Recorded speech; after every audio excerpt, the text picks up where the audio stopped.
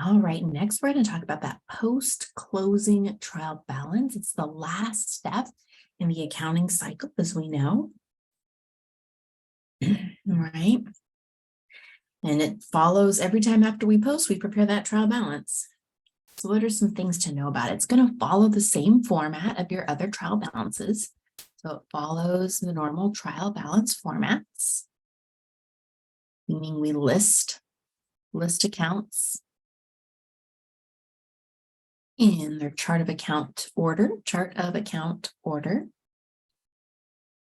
and by their debit and credit columns. Okay.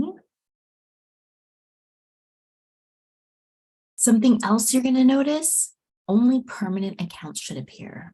Only permanent accounts appear.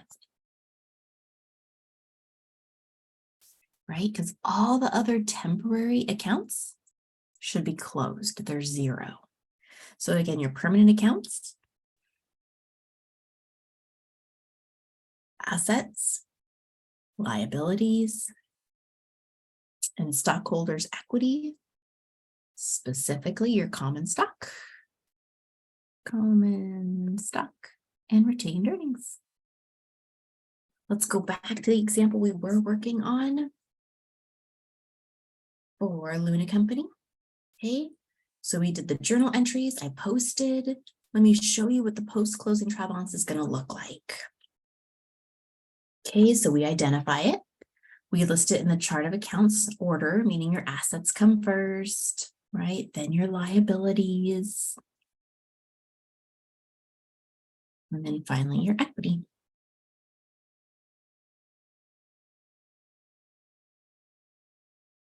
Okay. So it's the regular format we're used to seeing, right? Our 3-line header, organizing our accounts by their debit or credit balances at the end of the period. And then of course, our total should match. We said only permanent accounts, assets, liabilities, and equity, specifically common stock and retained earnings, will appear. Okay. So what I want you to notice is there's no temporary accounts, right?